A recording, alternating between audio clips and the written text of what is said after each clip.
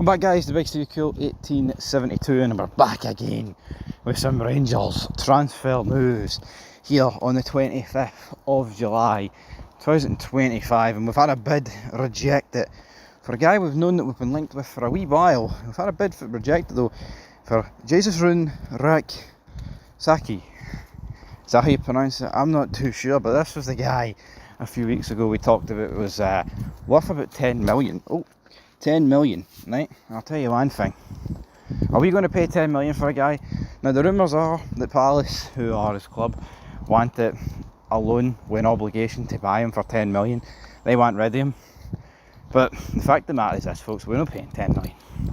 10 million is a lot of money. Now, we did pay, 7.5 for Kent and, 6 and a bit for Danilo, and there has been, big bids, but we haven't seen 10 million since, Tore Andre Flo, which is a million years ago, if we're being honest about it.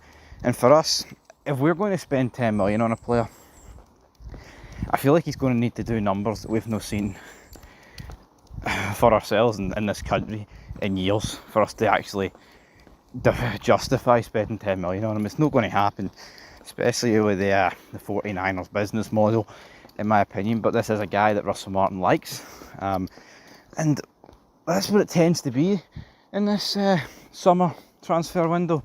Yeah, a few of them look like 49er players, fits the module, but I think the key thing is that a lot of them suit Russell Martin down to the ground, and it will be telling to see how much more players we bring in. But I feel like for a while there, the transfer business has slowed down a bit, so it's good that it is beginning to pick up, but we'll dive into it here. So of course, this guy, alright, plays for Palace. He's had a few loans. He was on loan last season at Sheffield United. I believe he played 26 games, 9 goals, 2 assists. Hardly the greatest numbers in the world, but he's 22-year-old, former Chelsea youth star. He's on our radar. Well, he'd have to be on your radar if you're having bids rejected for him.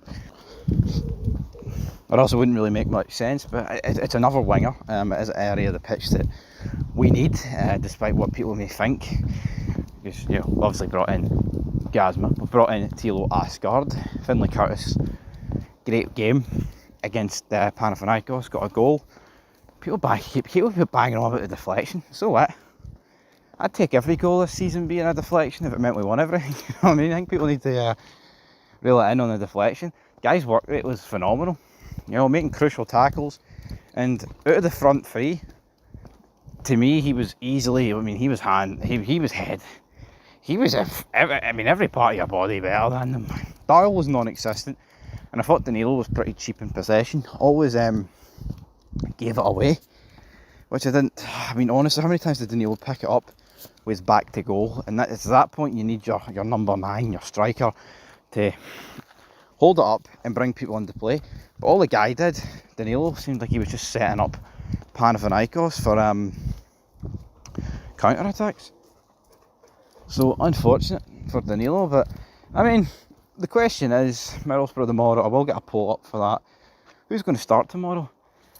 I think the problem would be is there a case of whoever starts tomorrow probably wouldn't start against Panathinaikos on Wednesday? I hope not. I really do hope you get to see Dessers and Igamani back in the team. I think in an ideal world, our front three on Wednesday, because again tomorrow's a friendly, but I would like to see it tested. I think our strongest front three this season, without a shadow of doubt, is going to be Asgard, Igamani and Gazma. But tell you what, Asgard's not played any competitive games. He's played minutes in pre-season. He's got injured, so they might not want to rush him back in, but I'm sick of that mentality, folks, man. Get players rushed in, get players in the door, get them playing for Rangers. Come on, let's no arse about it, because this experiment that a bunch of managers now, Clement, Barry and even Martin, in the short time he's had of playing Igamani on the wing to facilitate Dessers, it's soul destroying. But I think the problem that lands with Igamani is if you're thinking out of the two, who's more technical, who's better on the ball, and who has the more traits to be a winger, it's definitely Dessers, definitely Igamani. As much as I'd rather see Igamani play up the top, right, as a number 9, and Dessers be benched for him, if you're having to bring two of them on, and one has to go up front and one has to go on the wing, Dessers ain't. But then that's the problem. Igamani's no winger. He was put in there last year because of a couple of goals that Dessers got against Fraserburgh and Aberdeen. I mean, literally. Don't understand it. Anyway, am I going to do a preview for Rangers Middlesbrough? Probably not, folks. I'll put a poll up after this game. But in terms after this video. But in terms of a preview, I'll see what happens later. But anyway, yeah, looking forward to the game tomorrow. Should be a good one.